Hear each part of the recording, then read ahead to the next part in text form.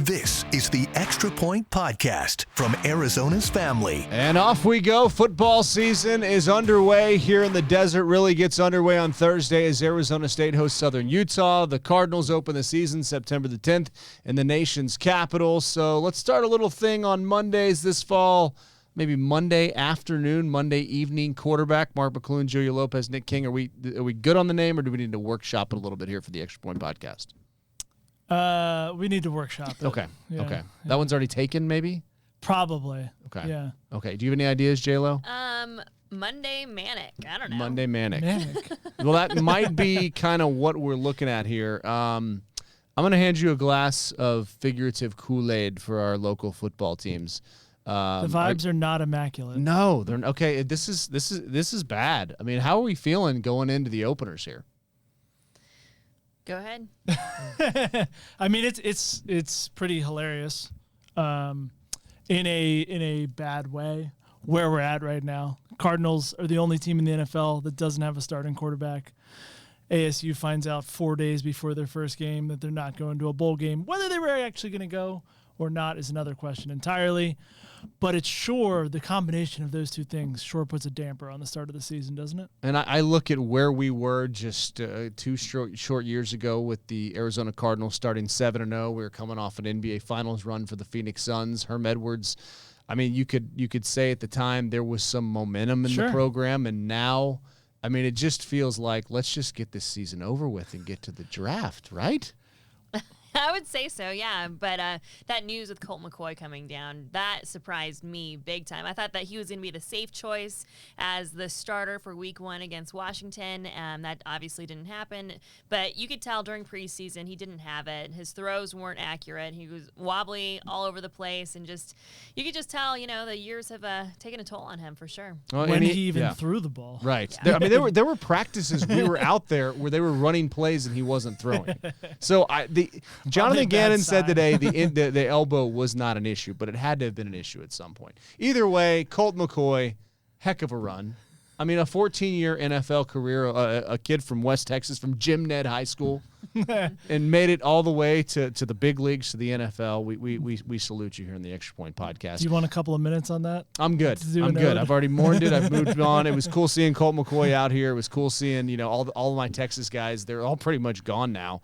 The rest of the QB. Well, now that Dobbs is here, he's not from Texas, is he, or is he? No, he is Tennessee originally. I believe it. Yeah. Because, I mean, Clayton Tune's from Texas. Yeah. David Blau's from Texas. Right.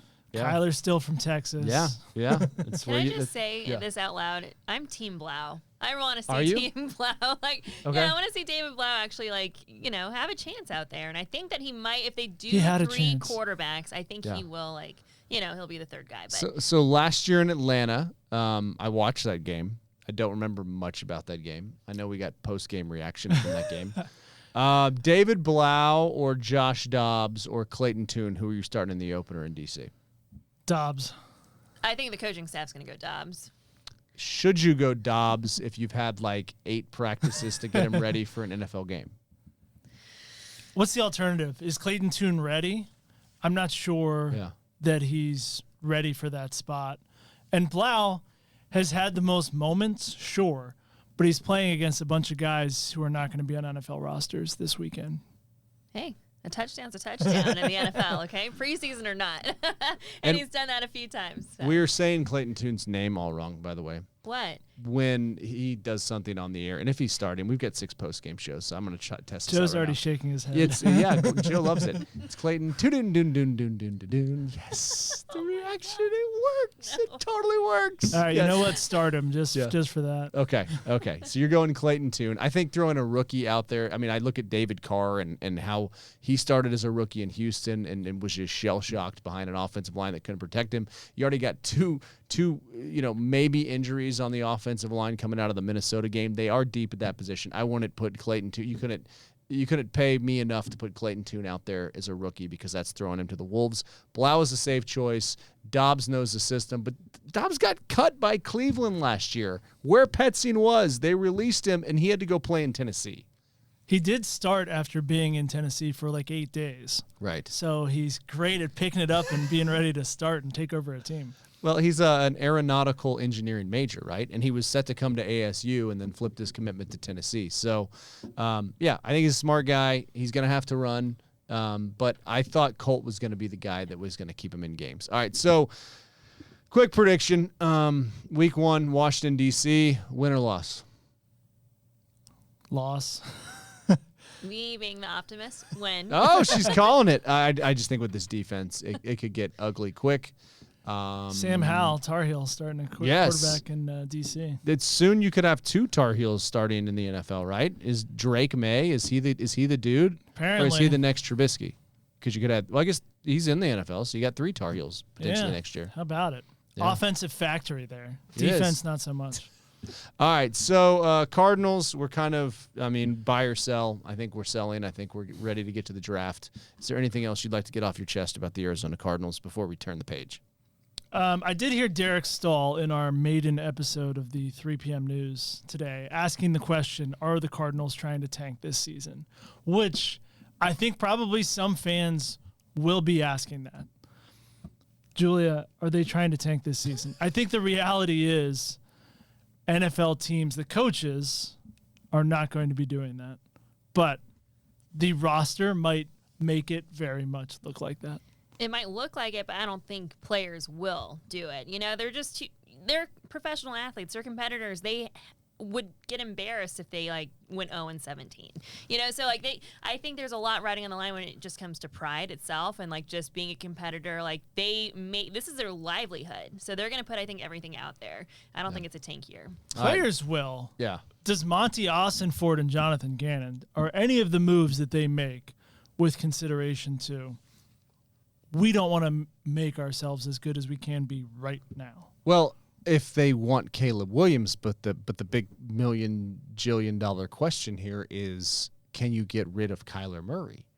And if you think you can, do you play him to reestablish value, or the longer that he sits, is there going to be a team that needs a starting quarterback? And are you going to be in a major position of leverage, either saying, I can either trade you Caleb Williams for a haul next year, I can trade you Kyler Murray, and it gets the contract off the books, and I'll take a 3rd-round draft pick for that.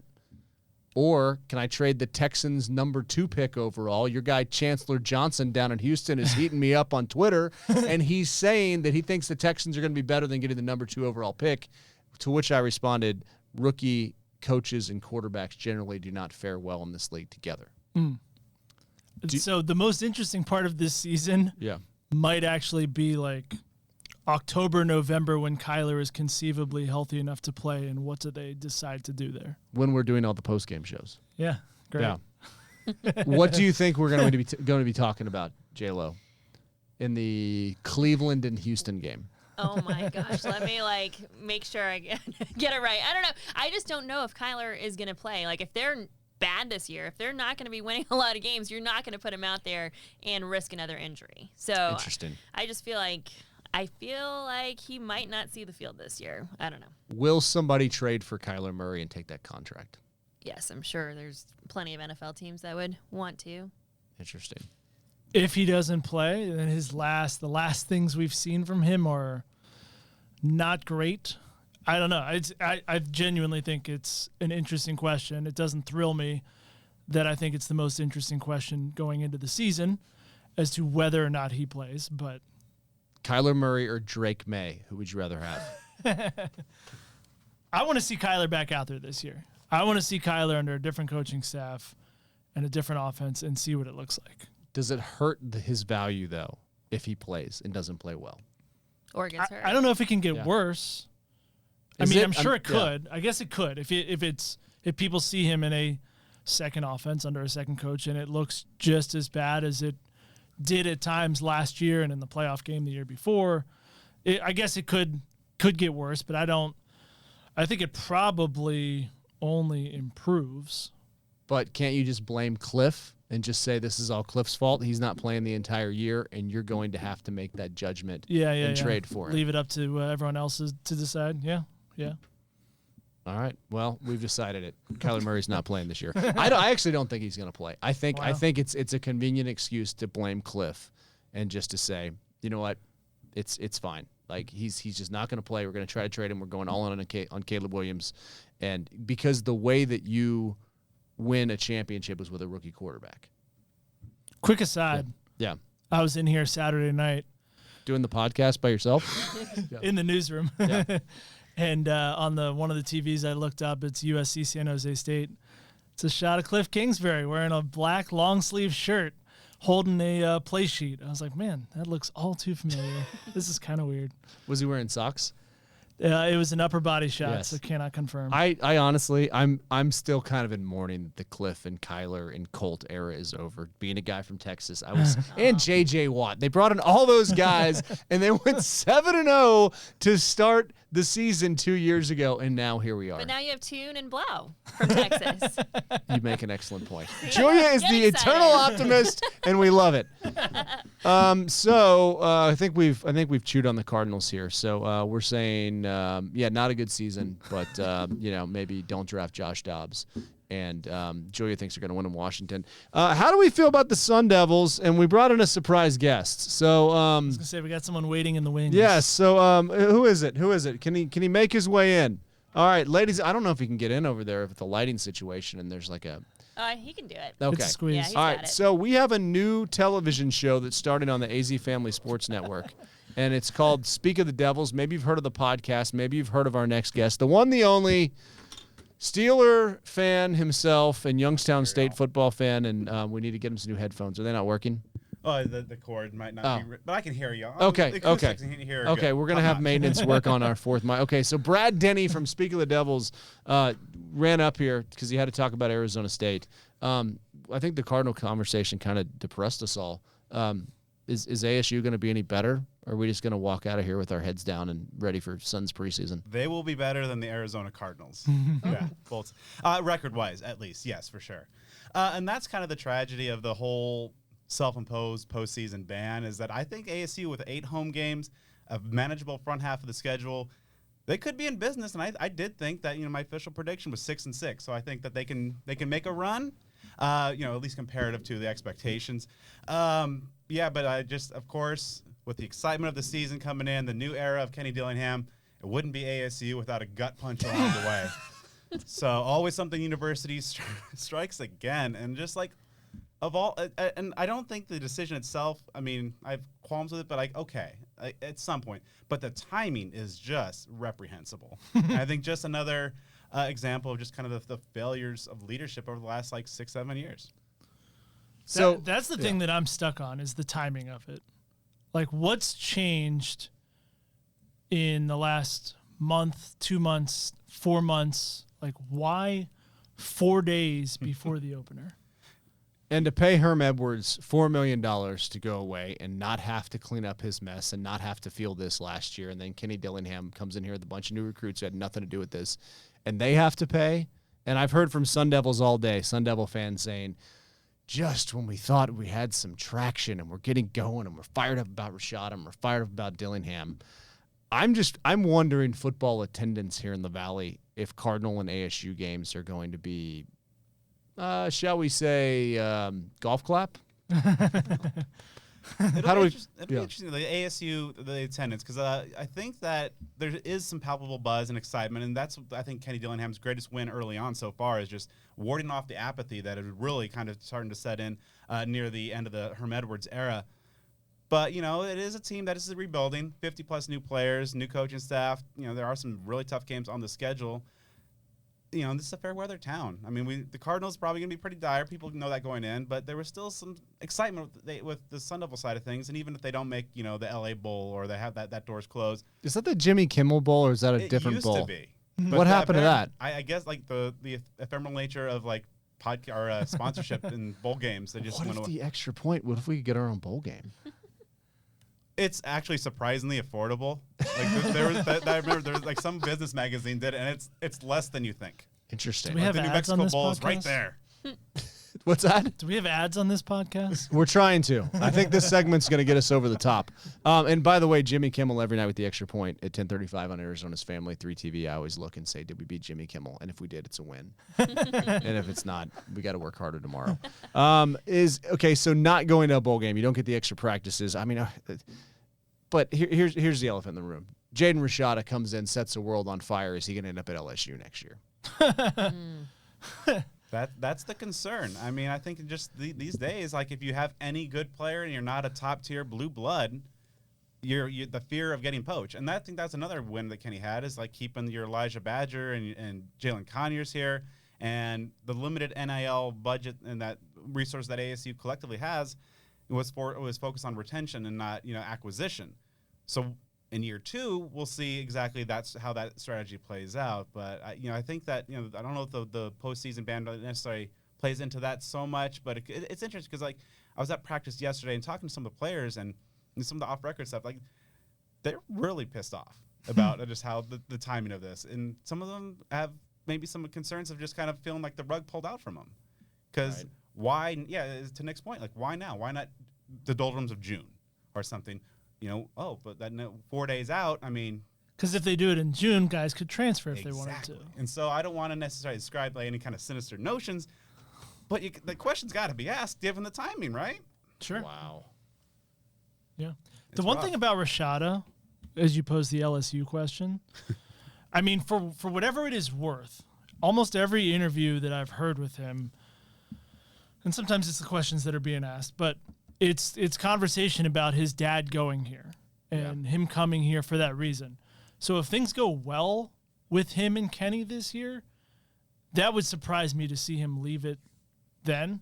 But, if there's enough money offered elsewhere, maybe. If there's a $13 million NIL deal somewhere out there. Oh my God. Julia, as you've been over at practice, do you feel like this offense can be dynamic at ASU? You hope so, especially with Elijah Badger. I'm just like really excited to see him and Rashada connect, and I don't know, we'll see like how it goes. But I'm excited just to see Kenny Dillingham like in charge of this, and really, I don't know, just seeing what he's got. He's 32 years old. He comes from the John Madden coaching tree because he coached Kenny Stabler's. That was his first coaching job at Chaparral High School. I think he coached dodgeball and 8th grade football and worked his way up. But you were saying in your report today, Badger's actually not going to play in the first half because of last year? Him and Will Schaefer, if you know this. So I guess he got they have personal fouls, right? And then Will Schaefer got assessed a targeting penalty. So just like anything, like if it's in the second half of the game, the suspension carries, which is one of the dumbest rules. They need the yellow card, red card targeting system. Right. Right. Yeah, but if you guys recall, there was kind of that fracas that right near the end. Weren't there like 4 of them? There was Nick was shooting all of them. Yeah. The mascot one too. Yeah. That was great. That was good. But yeah, near the end, I believe after the final turnover, there was like a big, had to be benches clearing type of situation. There was a lot of flags there. And so, Badger was assessed. I had forgotten, honestly, about the Badger situation. I remember Will getting the targeting. And so, like, Tate Romney's been seeing a lot of first-team reps, another local product with part of that defense. He'll get the start. But the Badger thing, but the wide receiver position, thankfully for ASU, is pretty deep. You have Xavier Guillory, who's been a standout in spring and fall. I think he's going to be poised to break out. A number of other guys as well. But, I mean, it is Southern Utah, so if you're going to miss some time, it's good against the Thunderbirds. Yeah. All right, predictions for Thursday for the opener for ASU. Exceeding expectations, lower than expectations, or are we going to be saying, man, it's going to be a long, long couple weeks around here, long couple months?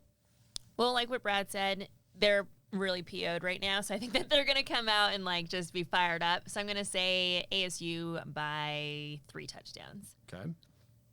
Nick? I'll say 44-3.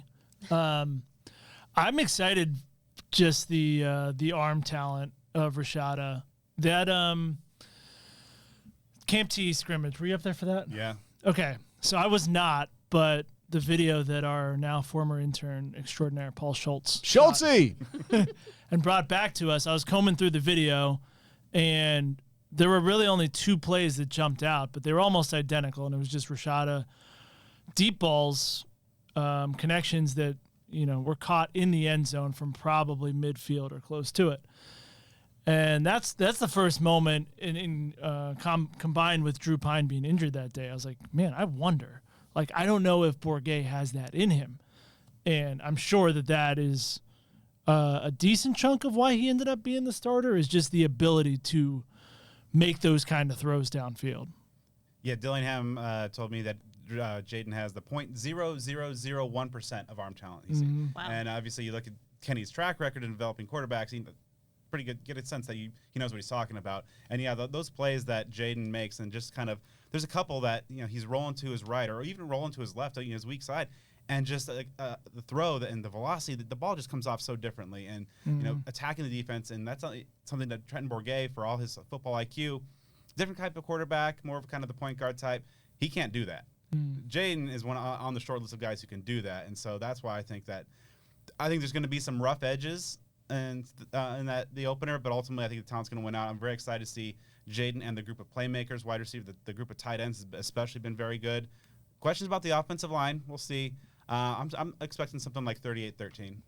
And so tell us real quick, because the television show debuts. So when can we see that, and when can we have you on the podcast again to talk about Sun Devil football and brighten our spirits, because we're just kind of moping around here today. Wait, can we talk Diamondbacks? Oh, we can. Yes. No, Yeah. Tell us about the TV show first, and we'll talk Diamondbacks. Yeah, speaking of I was moping around about the Diamondbacks earlier this month. Yeah. All right. Speaking of the Devils, we'll be premiering on Wednesday, the night before ASU season opener. First broadcast will be at 6 o'clock. A re-air after we are the Rising match at 9:30. And then once we get into a regular schedule with the games on Saturday, you can catch us Thursdays 7:30 p.m. with a re-air. Get you ready on game day Saturday at 10 a.m. That's awesome. Yeah, the open of the show is the best part, I heard. The guy who has the opening line. Secret cameo. Yes. Tune in to find out. So Brad, stick with us here. Okay, as far as Valley sports, Sun Devils and the Cardinals, we're not bullish. And to put a quick bow on this, on ASU. Yeah. Like, the bowl ban shouldn't impact fans. Yeah. Like, but it doesn't will. change going to a home game and seeing them in each individual game, whether that the bowl is a possibility or not, in my opinion. I just think it just seeps downward. It starts with the players. They'll go out there and give it the old college try. But if you're going Oklahoma State, Fresno State, USC, who do they have after that? And it's just banging your head against the wall and you're not getting the results, and the weather gets nice. And if the play is poor, then people will not show up. But if they're like 4-0 and you're like, oh yeah, there's no reason to be like, I don't want to watch this team. They can't go to a bowl. Like, that's irrelevant. Sure, 4-0. All right, Nick just predicted it. 4-0 for the Sun Devils. Which, I mean, we have no idea how Rashad is going to do, but if he hits some of those long plays, 3-0 is not unreasonable. Yeah, the non-con's manageable. USC coming to town, we'll see. Yeah. But I don't know. Against USC's defense, all things are possible. So I guess, yeah. So so real quick before as we put a bow on it, how many wins for the Sun Devils this year? Are they bowl eligible even if they can't go? They are 6-6. Okay. Sticking with it. Yeah, I'm sticking with it. The first half of the schedule is pretty manageable. Back half's pretty tough. There's a couple, I think, Wazoo and UCLA are some kind of coin flip type of games. You pick up one of those, I think, you're able to get into a bowl or get to bowl eligibility. And I think one of those wins is at home against U of A. The Cup's coming back to Tempe. I'll say 5-7. Oh my gosh, that's what I was gonna say. All right. Well, I'll go. I was gonna say 5-7. You can do that. Oh, I thought you were the optimist. Yeah. Well, I was. As much as I would like them to play in our bowl game, the Extra Point Bowl, I'm going to say 3-9. Yeah, I'm just not. I just think things that start out like this, and I'm not even feeling the 3 wins. I feel like this is like when AJ Pollock got hurt before the Diamondbacks season. This is like when Steven Sousa blew out his knee before the Diamondbacks season. This is like when the Suns tried to play a season without a point guard. This is like when Matt Leinart and Kurt Warner. Well, actually, that season worked out okay, but they didn't have a quarterback. But we've just had so much of this in the Valley of the Sun. Just moments that where you're just like. That's this. I can see how this is going to go. I don't think it's going to go good, but I wish them well and I hope so. Are the Diamondbacks making the playoffs? Yes, I am putting Spinatos on that. Are you really? With who? Yeah. Elliot. Yeah. Yeah. Like, would you take another bet? Because I mean, as much as I want them to go, I look at this bullpen and I'm like, I have no idea. It could totally go either way. Yeah, I think my concern right now is that they're in a good spot, but they've been kind of squeaking by more or less, and they've won 12 of 15 in that fashion, but can they maintain that for another month? You got to win. You got to win pretty much every time Zach Gallen and Merrill Kelly pitch, which are tonight and tomorrow against the Dodgers. Doable. Yeah, man, I think it's going to be fun. I think it's going to be an exciting next 30 days because I think it's going to come right down to it with all those teams bunched up. Maybe we think the Giants are not going to make it. They're falling apart. Hold on. Where's the camera on Joe? Joe, wait, hold on. I'm gonna put my headphones down. As you, Brad, are your Marlins I was gonna say, going to speaking of teams play? that are falling Hold on. apart. We gotta get Joe's thoughts here. Hold on. Yeah, Comment so- on the Marlins. Yeah, the D-backs will make it because they're playing a lot better than the Marlins. I mean, we're going to be going from 14 games over at the break to something very Marlins-like. And so, yeah. So the Giants and Marlins are dead. So it comes down to the D-backs, Reds, and Cubs. I think the Phillies are pretty safely going to be the first team in. So what was I saying? D-backs, Cubs, Reds for the final 2 spots. Like it. My Giants, they can't hit. They haven't hit for like 50 games, so it's not like a trend anymore. That's just who they are. We do get Yaz back and Haniger, so yay. But we got games against the Reds, Cubs, like teams that we have to beat, and it's there on the schedule. But we can't win a series, and it's tough. We can beat the D-backs. That's not going to be a problem. Oh, my So we'll knock goodness. you out, and it'll be Phillies, Cubs, and Reds. That's definitely possible. D-backs have a decent amount of games against the Cubs coming up. I think they got 2 series against them. They got the Orioles coming to town this coming weekend. Schedule ain't easy, but I don't know. Torey Lavella believes the clubhouse is extremely connected, Yeah. and it's a tight group. It's fun to And I watch. see though. that. Yeah. Until it's not. Like Until I we get totally to the agree end with of what the you're game. saying. Until It's a tightrope. every time the night. bullpen door opens, you're like, oh God, who's coming? But isn't that fun though? It totally is. Like it's like Yeah. it keeps you on like I don't know, it keeps you watching no Right. matter what. Like because anything can happen too. Yeah. You know, And like they can anything. give up a home run or they can like win and they're down by 3. It's just I don't know. It's crazy just to see how this team wins in different ways, and I love watching them like every night. Yeah, it's torture, and then we stole that from Giants baseball, Joe. It's torture. But last question here, and we'll get everybody out of here. Did you think Corbin Carroll should have tried for the inside the park home run yesterday? No, and I appreciate what you're going to say, Mark, because I like fun too. Yes, I'm here for the plays. Yeah, And it was fun. I was like, oh, he's going for it. But Ellie De La Cruz threw it 100 miles an hour, 99.7 from the outfield grass. Like, I don't know. It wasn't close. It wasn't like it took a perfect throw to get him. It took a good throw to get him by like 10 feet. if it would have been me out there, or if somebody's throwing 85, 80, 82, 87, whatever, I can't do the math that quick in my head. Did it take Ellie's throw to get him, or do you think that like Carroll, that would have been a play where you make the defense make a play? Because I loved that play and I wanted to watch it again. If it's someone else, if it's Yeah. not Ellie De La Cruz, Yeah. maybe. I mean, there's a chance he throws in the stands too, Sure. but it was an important run. Yeah, that's the thing. If they lose that game 2-1, Yeah. if they don't score after that, that would have been brutal. Yeah. J-Lo? I like the aggressive base running. I always have, and I really like how he went for it. And of course, like Ellie's like a rookie phenom himself, and I think it was a perfect throw. Like you're saying, it didn't have to be, but it was an absolute perfect throw. And yeah, I think you got to be aggressive. Like playoffs are right there. You got to just, I don't know. I enjoy seeing that, and I thought Corbin did the right thing. If Jazz Chisholm is in the same situation, do you want him going, Brad? Isn't he hurt right now? No, if he exerts any effort, he's going to get hurt again. We can't have that. We need every bat we have. So he's a Marlins fan. He's a Steelers fan. He has an ASU show on our air, and he's wearing a Youngstown State shirt. This is a man of many talents in many sports. Renaissance man, here we go. Awesome. We have a story real quick. Before Oh, we get out of yes. here. Yeah. Okay, the story. Yes, story time with Nick King. All right, so I'm sitting in the press box for yesterday's, I don't know when this is coming out, Sunday's game, Yes. Diamondbacks, Reds. I get a text from Mark McClune, who's there with the whole family. Yes. And it Whole family. says, Hold on, you want to see the picture? I sent Nick a picture of he himself. sends me a picture of myself, very zoomed in, very fuzzy. And it says, I'm feeling a foul ball for the King today. The King has never got a foul ball in the press box. Maybe not anywhere at a Major League Baseball game, no matter where I was sitting. they happen every couple of games. A ball will come into the press box, but the exact spot. Like 3 minutes after that text comes in, Christian Walker. Here's the picture I sent to you of yourself. You're up there somewhere. Yeah, he's right up there. Yeah. Christian Walker sends an absolute screamer directly at me, and it ended up.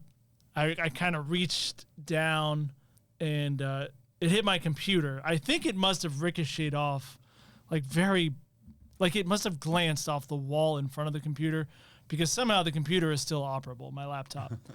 Because that ball was coming in hot. Exit velocity, I think, of 150 miles an hour. And it literally, and I was like, and he fouled off the pitch, and I turned to April and I said, no way. No way. No, and she's like, what? And I showed her the text. A foul ball. I'm feeling a foul ball for the King today.